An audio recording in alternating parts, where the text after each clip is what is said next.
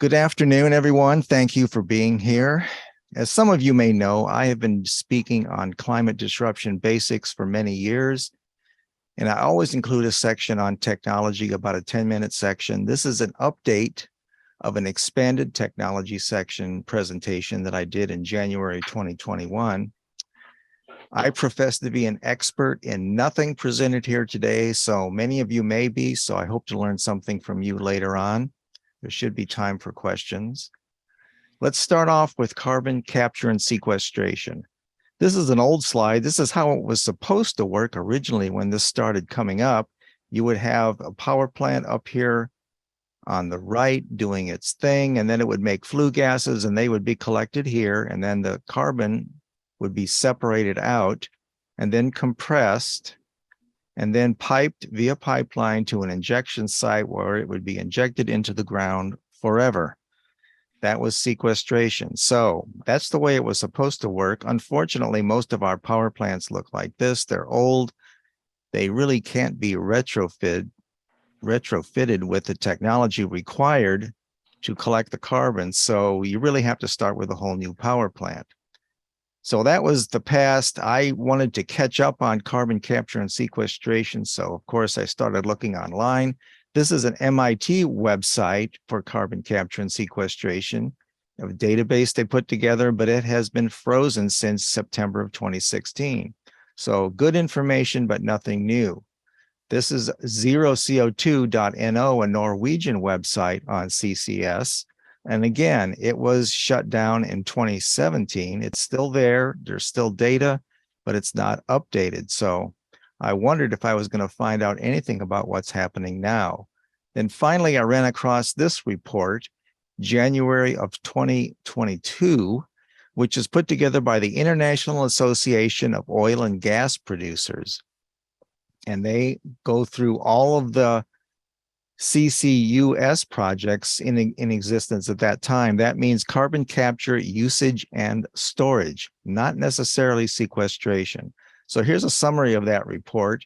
137 projects worldwide. About 78 of those were in some sort of development or feasibility study. 22 had no status, 9 were under construction, and 26 in operation worldwide, 10 of those in the United States and 4 in Canada.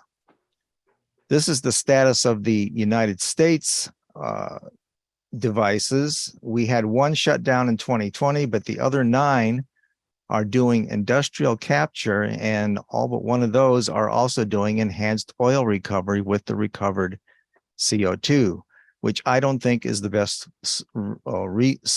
way to deal with this recovered CO2. So we don't need to be recovering more fossil fuels, but this is the situation right now. There was a reference to sequestration in the report, various places, but it's not necessarily a primary activity. Problems with CCS cost, of course, it can double the cost at a power plant for using CCS. It's an energy vampire. A power plant that may be producing energy has to use some of that energy to run the CCS. Sequestration seems to be an issue. I'm not sure how much is going on. And of course, oil field injection, enhanced oil recovery is not the best thing for the use of this carbon dioxide. So let's go on to direct air capture. This is, of course, the best way to do direct air capture using trees and plants. The trunks, the roots, the branches, the ground can all store and sequester carbon dioxide, which is why we're so concerned about deforestation. But of course, there are mechanical plants out there becoming available. Climeworks seems to be the company that's the furthest ahead on this. This is a demonstration plant they put in back in 2017. Now, the company put together this analysis back at that time. They said that according to their calculations, to remove 1% of annual global carbon dioxide emissions, you would need 250,000 of these devices here, which is quite a few. And we'll get a little bit more into the numbers in a minute or two. But they've moved on. This is a device they installed in Iceland. It's called Orca. It collects about 4,000 metric tons of CO2 annually. And what they do here is inject the CO2 in the ground with water and heat, and it turns into basaltic rock, which is a very good way to sequester it. So there is some sequestration going on in Iceland. Fortunately, they have a lot of thermal energy available that they can do that with. Now, Climeworks intends to build, and has in fact started building, a plant that looks like this. It will collect 36,000 tons of CO2 per year. But this is really not very much compared to our annual CO2 emissions worldwide, which is about 37 billion metric tons. So if we were going to recover all of that, we would need 1 million of these plants, roughly. So this is not looking really good for direct air capture. There are a couple of other companies that are working on it. Carbon Engineering has a process that involves water, renewable energy, natural gas, and ambient air, some sort of pellet reactor here involved. And another company called Heirloom, restoring balance to our atmosphere. Their process is a scalable direct air capture process based on accelerated weathering of calcium hydroxide. I'm not a chemist. I don't really know how that works, but it is out there and it is being developed. Direct air capture problems, cost, of course, and energy use. This is all going to be an issue when we're trying to size up or scale up these types of devices. And again, sequestration issues. I'm just not quite sure where all of this recovered carbon will go once we start collecting it using direct air capture. Renewable fuels, just one thing on renewable fuels this year. This company, Comstock Inc., is marketing a cellulosic ethanol production technology, which they believe they will be able to retrofit to existing corn ethanol production facilities. And this would be good because we now get pretty much all of our ethanol here in the United States from corn, and that is a feedstock. So we would rather use other things like crop residues or wood residues, industrial waste, or actually some dedicated energy crops that are not food crops to make our ethanol from. So this is a nice advance. This has been in development for many years, and I'm looking forward to seeing it move forward. Alternative vehicles. We have electric vehicles all over the place: Ford, Hyundai, Nissan, Chevrolet, of course, Tesla. We have the expensive ones, Lucid Air, Lightyear One, the Porsche, and the El Cheapo models from China, which we cannot buy in the United States yet, so don't get excited, but they are out there. We have SUVs and pickups, and the Hummer is coming back as an electric vehicle. We have specialty vehicles. Myers-Manx is making an electric dune buggy, locomotives, small tractors, and even vertical takeoff and landing jets. And of course, large vehicles as well, semis, motor coaches, and school buses. Now, I was particularly interested in this because back in October at the AWMA West Coast Section annual meeting, Tony Brazil from CARB put together a presentation and spoke about heavy-duty vehicles being zero emission, ZEV models. And he said in his slide here that more than 500 ZEV models are available worldwide, which I thought was astonishing. I had no idea there were that many zero emission vehicles available in this size category, or all of these size categories around the world. And I looked at some of those, and so all of the ones I looked at, about 10 of them were electric, and I'm sure some of those will be fuel cell, and we'll talk a little bit more about fuel cells later.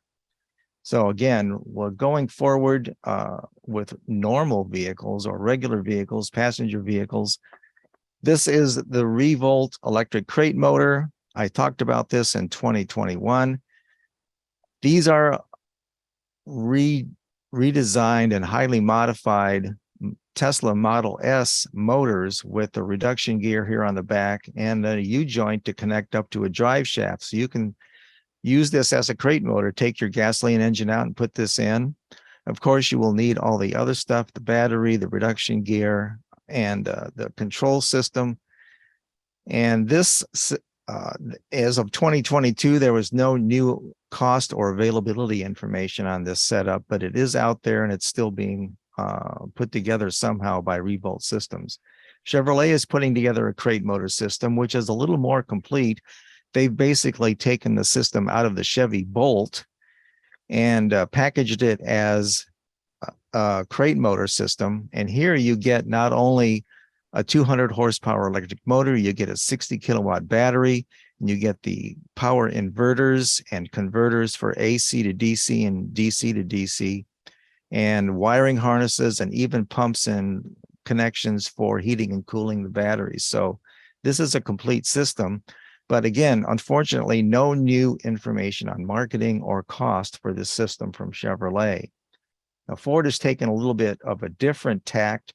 They do have a crate motor available right now. You can buy this crate motor from Ford for about $5,000.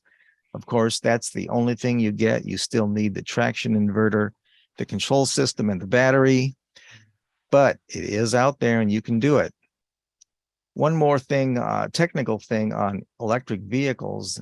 This company, Connect DER, is marketing this meter collar, and it goes between the meter and the meter box on your house. And what they're offering is the ability to charge your EV directly from this collar without having to necessarily upgrade your house. Sometimes many of us will have to upgrade to 220 if we don't already have it or distribute it. This is a way to do that more easily. Connect DER is already using these to get power in from solar applications, but they're also marketing them to charge electric vehicles. So problems with EVs right now, availability. It's kind of hard to find an electric vehicle out there, but it might be worth your while. We'll talk about that in a minute. Range anxiety is, of course, still a problem with many people. And cost, because even if you can find an electric vehicle for sale now, the dealers are marking them up $5,000, $10,000, $15,000 above MSRP. So that's not fun. Electric vehicle batteries. I really just want to talk about this one because I think it's very unique. It's put together by a company called One, which means Our Next Energy. And it's basically a combination of two different battery styles. This one, the 150-mile range battery, is a lithium iron phosphate cell. It doesn't contain any nickel or cobalt, which is good, and you can charge them up to 100% without degrading them. This is your everyday battery driving around town.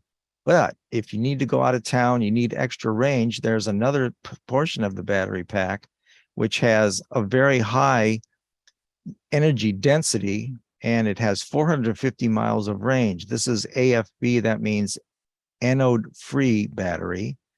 And this battery doesn't run directly to the motor, it just charges the LFP battery, which I think is a great idea. This is a combined range of about 600 miles, which would be perfect. Now, this company plans on skip selling these batteries, which makes sense. It helps to mitigate any thermal runaway problems. But again, this is a pretty cool idea, I think, and I'm looking forward to checking it out later. Let's talk about the new EV tax credits for a couple of minutes here. This is a slide from 2022, which lays out what the law, the Inflation Reduction Act, outlined back in 2022 when it was adopted.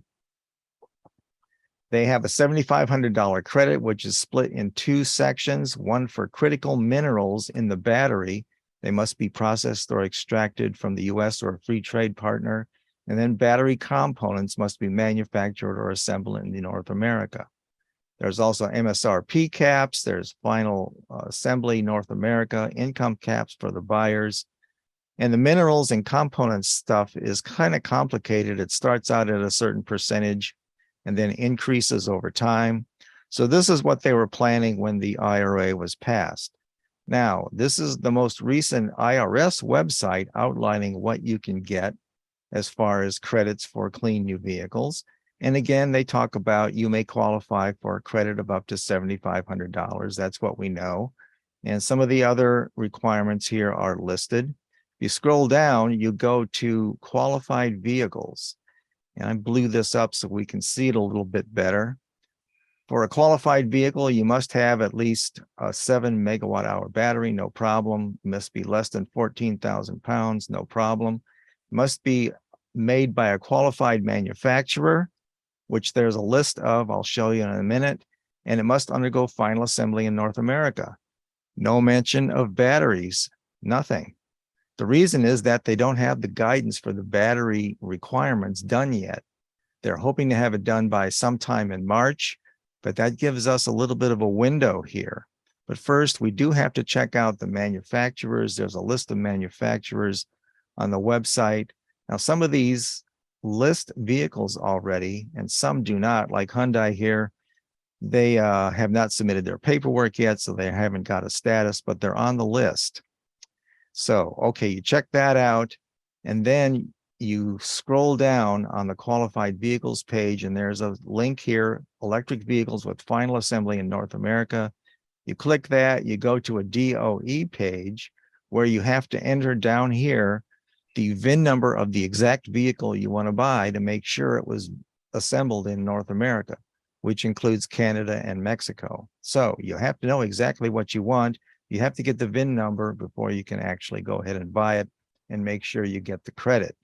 So this does give us a window, though, between now and sometime in March where you can buy an electric vehicle with only final assembly requirements. So this is definitely something you should look into if you are so inclined to buy an electric vehicle. And remember that Tesla, GM, and Toyota are no longer limited. The manufacturer cap has been eliminated. And so go for it. There are used EV tax credits also. The vehicle must be under $25,000, sold by a dealer. The income requirements are half of those for new vehicles, and you can get $4,000 or 30% of the vehicle cost, whichever is less.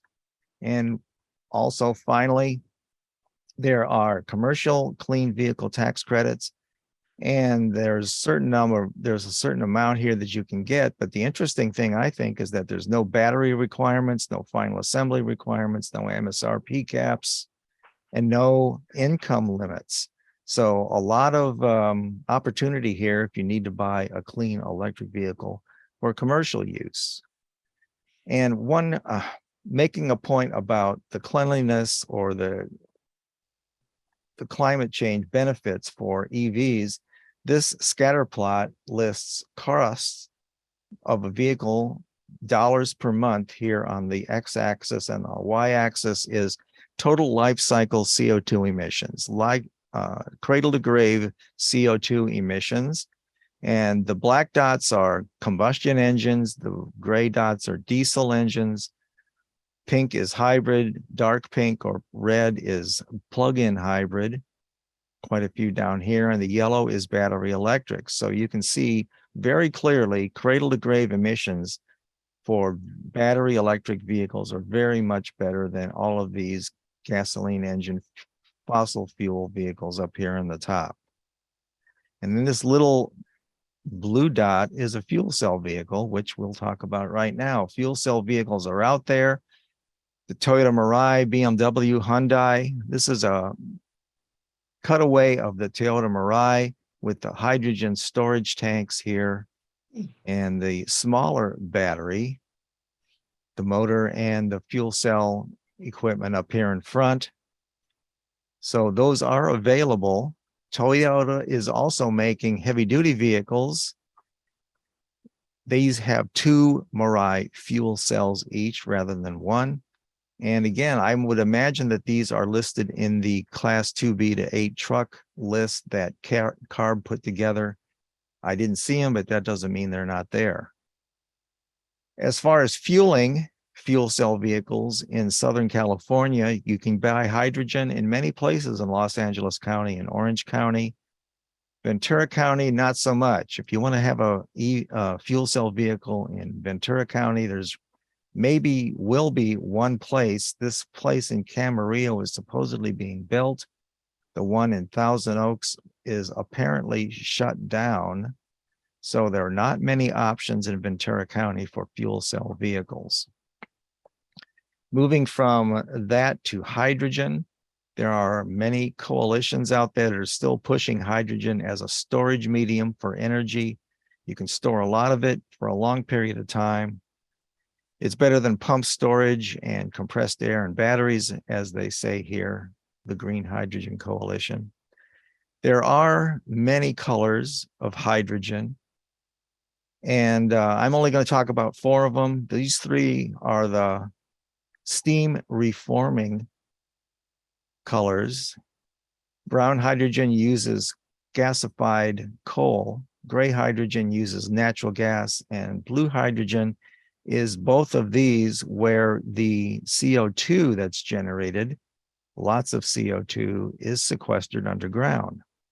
But what we're really shooting for is green hydrogen, which has no fossil fuel feedstock. It splits water into oxygen and hydrogen using electrolysis powered by renewable energy.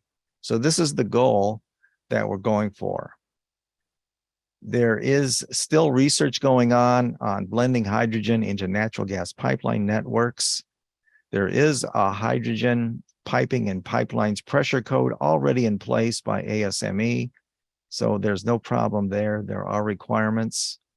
This is an interesting slide. It was put together to illustrate a possible hydrogen hub for the ports of Long Beach and LA. And what we have here is, of course, steam reformers making 1.5 million kilograms per day of hydrogen. And the CO2 is sequestered underground, quite a bit of that. We also have, in this case, some electrolysis being done, 100,000 kilograms per day going into the system. Some of this hydrogen is stored, but most of it goes to combustion sources, the refining up here and the combined cycle power plant down here. But some of it also goes to powering fuel cell vehicles for transportation into and out of the ports, which would really help clean up that corridor. So this is a great idea.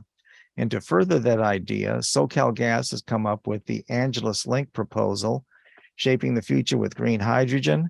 What they propose to do is start with 100% renewable electricity, convert it into green hydrogen with advanced electrolyzers, deliver the hydrogen to the LA basin by pipeline, and then use that hydrogen to carbonize or decarbonize sectors that can't be easily electrified. Great idea. In their FAQs, they go through some questions and answers. What will the green hydrogen be used for? Detachable electrical generation, dispatchable, high heat industries and heavy duty trucks, which is pretty much what that hydrogen hub demonstration a few slides ago was talking about. Where will the green hydrogen come from? Third parties are interested. This seems a little vague to me, but we'll see. And will there be an existing pipeline or build a new one? They'll build a new pipeline. So the Angeles Link has had some, it has had at a milestone recently. They requested and it got approved by the CPUC to track costs for the first phase and to begin conducting feasibility studies. So that seems to be on their way. Now, problems with hydrogen. I like hydrogen. I think it's a good idea, but there are problems.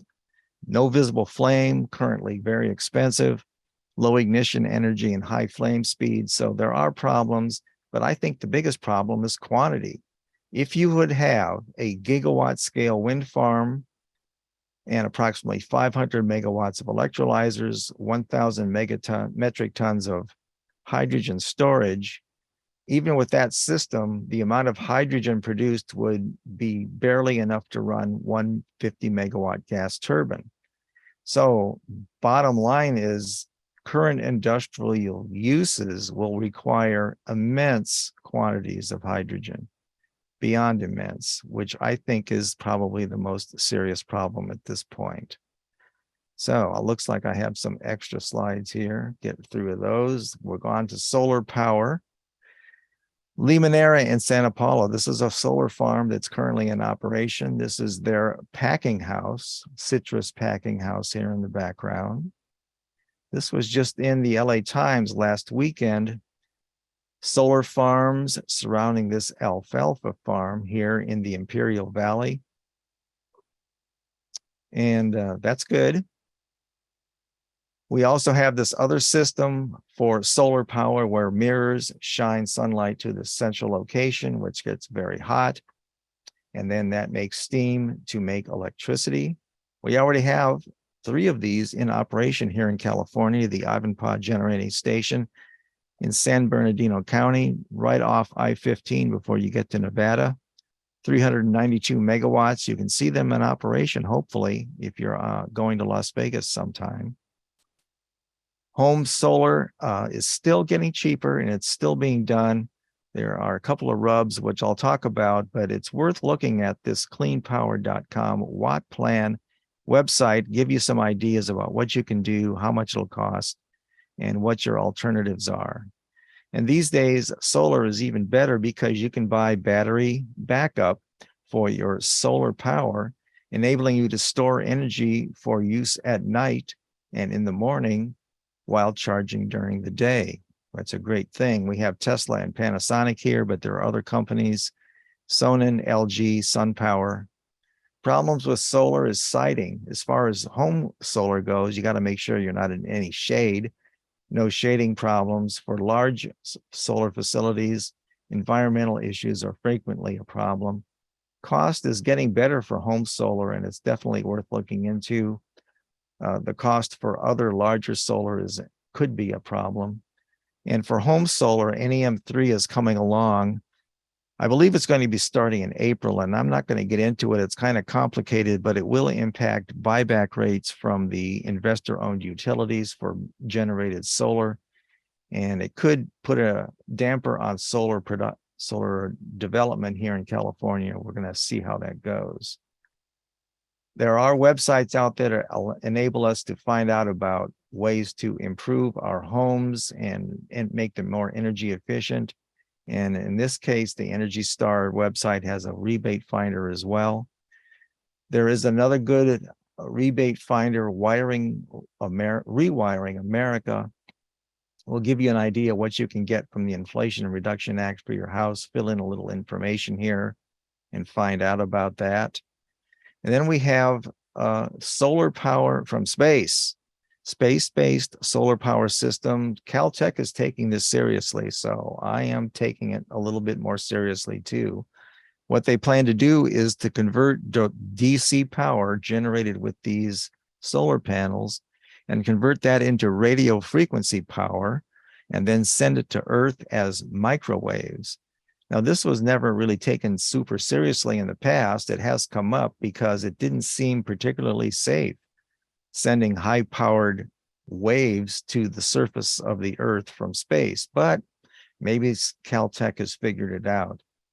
So feasibility could be a problem, and of course, how much this would cost is anybody's guess.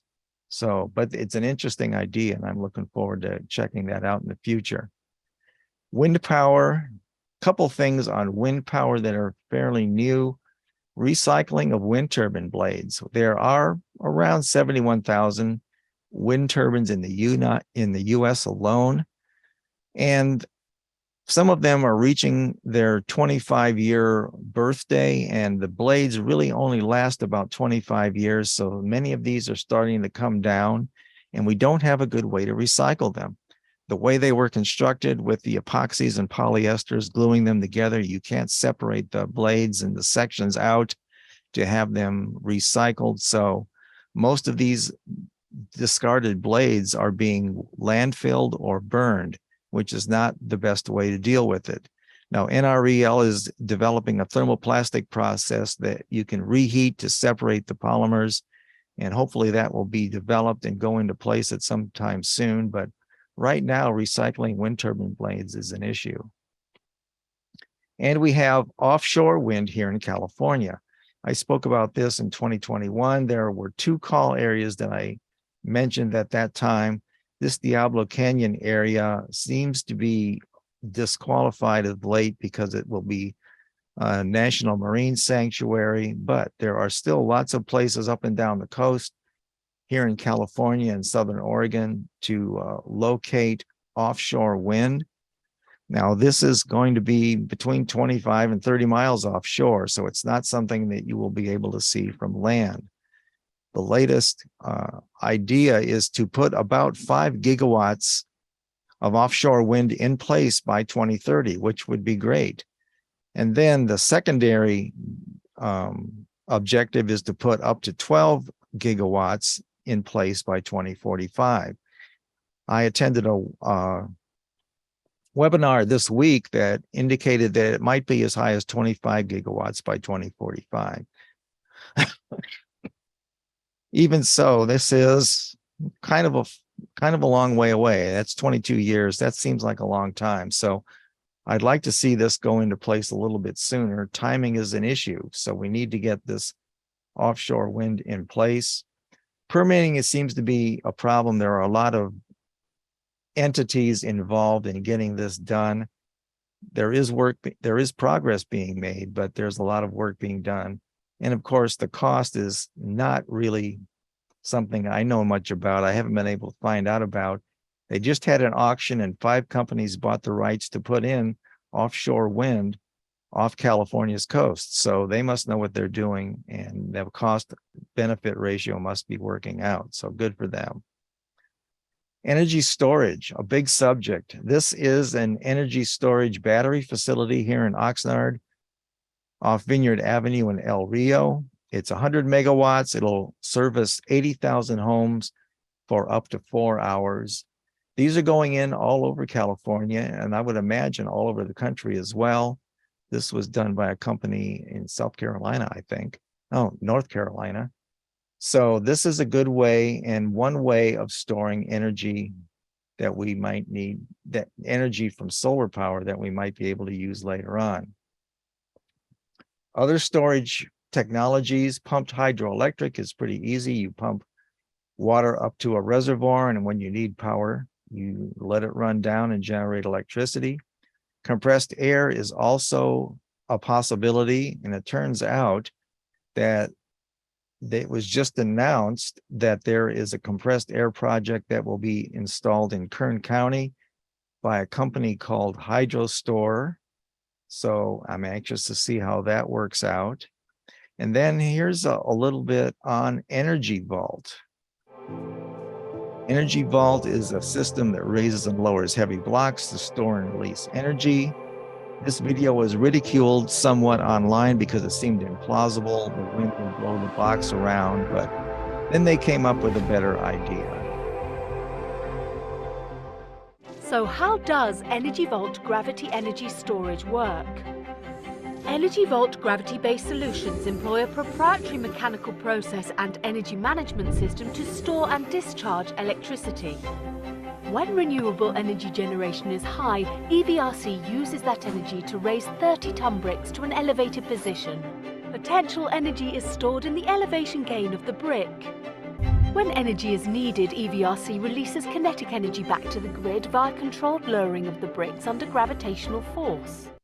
Well, this is a much better, well thought out system than they had originally, but it seems a little expensive, so it could be an issue, but it is one of those options out there.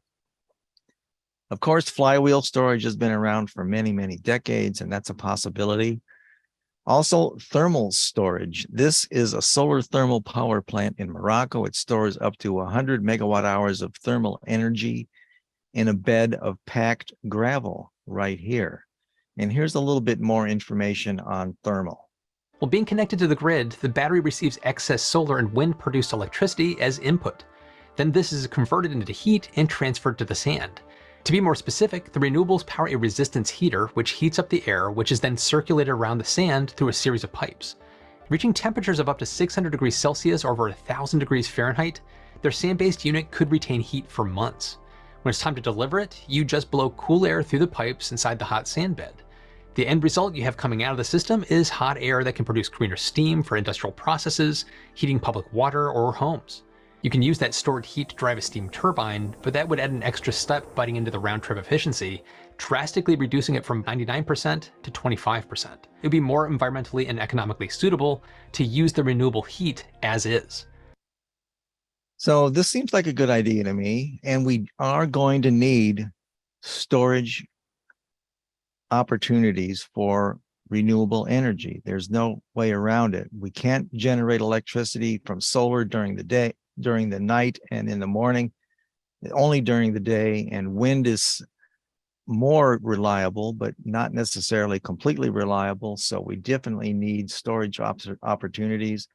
Cost is, of course, always an issue. Siting for many of these could be an issue. And as it's said in the last clip there, efficiency, depending on how you use your stored energy, could be an issue as well. But energy storage is necessary. Final subject, nuclear power. I'm going to talk about fusion in a minute, but first I wanted to mention a couple of these new small modular fission reactors that are becoming available. This is NuScale. This device is 60 megawatts. It's about 65 feet tall, 9 feet wide.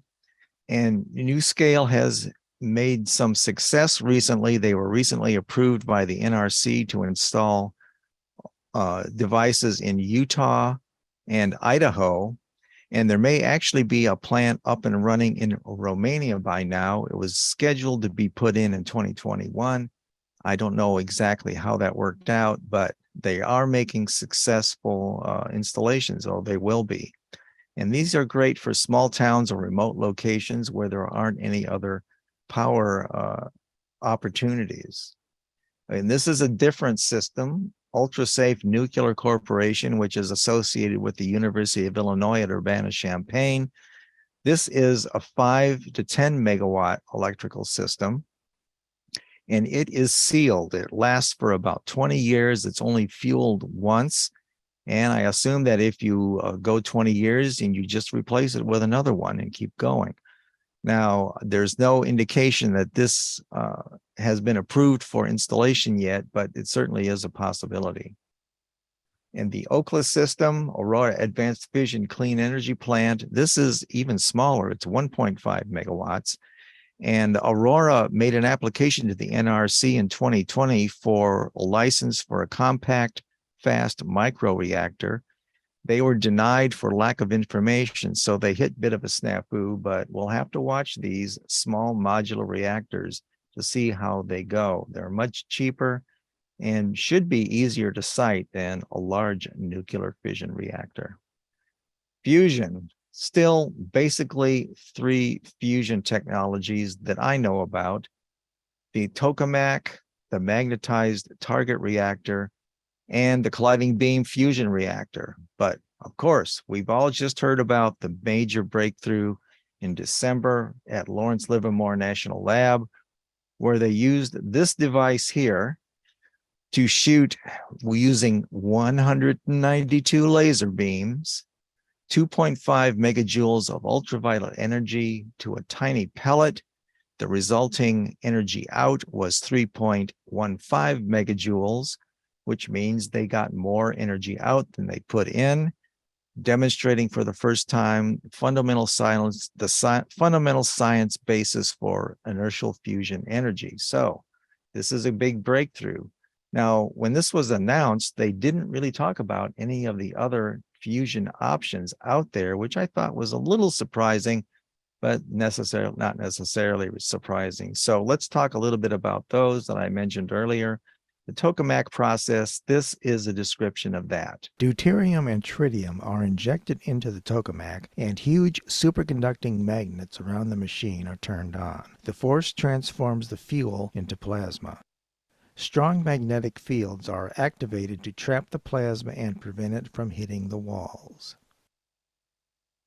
The plasma is heated to at least 150 million degrees Celsius. It's so hot that deuterium and tritium nuclei, which usually repel, are forced to fuse, creating helium and neutrons.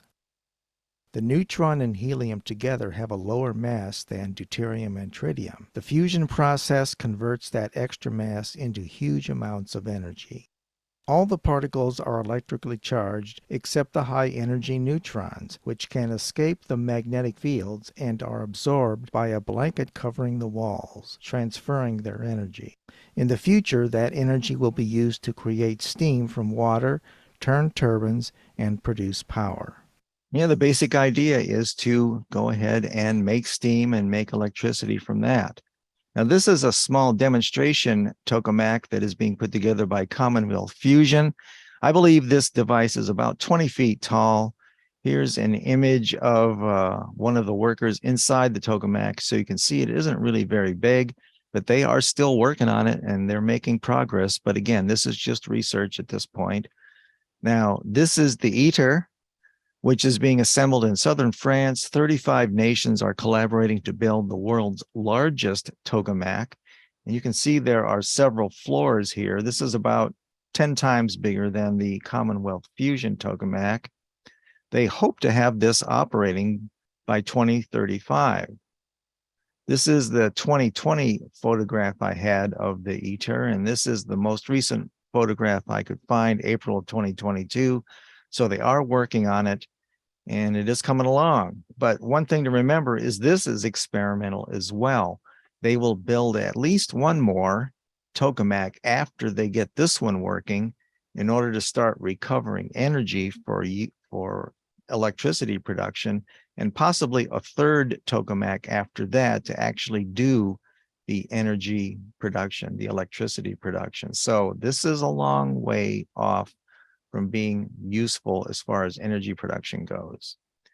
This is the magnetized target reactor device developed by General Fusion. It is mechanical. There are pistons here on the outside, and the pistons mechanically smash a sphere of molten lead that encases plasma. The hollow space at the center of the sphere crunches down on the plasma, raising its density to the point where the ions of heavy hydrogen merge together to make helium and release energy. Very basic system. It's still being worked on, and General Fusion is still in the process of putting demonstrations together. The third technology, colliding beam fusion reactor, is being developed by TA Technologies, and this is a short clip describing that process. Norman, also known as C2W, uses a linear field reverse configuration combined with intense neutral beam injection to sustain plasma. Hydrogen gas is heated to form two smoke rings of plasma which are supersonically slammed together. The rings merge in the middle, forming a spinning plasma held together by strong, self-created magnetic fields. Neutral beams are used to stabilize the plasma and achieve longer, higher temperature field reverse configurations. TAE Technologies is transforming the path to clean fusion power, propelling us towards the commercialization of fusion generators. I don't know. That's just fantastic to me. It's hard to believe that would even work, but apparently it will. When 60 Minutes did a piece on the Lawrence Livermore lab breakthrough, they showed this slide of all of these companies that are working on fusion power around the world, which is many more than I was aware of. So there's a lot of activity out there. This may go forward, but it just seems like it's going to take a long time. Timing is definitely an issue. Technical issues, obviously, getting this to work. We've had one minor breakthrough, I think minor breakthrough, a billionth of a second at Lawrence Livermore Lab, but it did work. And of course, the cost could be astronomical. So fusion is out there, but who knows when. Fission problems, NRC approval, these small modular devices are out there and it looks like they're starting to be approved by the NRC. Timing, it's easy to put those modular reactors in place. We'll have to see how it goes. Cost is probably a lot less than doing a large nuclear power plant, which can take up to 10 to 15 years to build in once you get it approved. And then public fear, of course, of fission nuclear is also an issue. And that will be ongoing, I believe. So that's my presentation for the most part. This is my parting shot.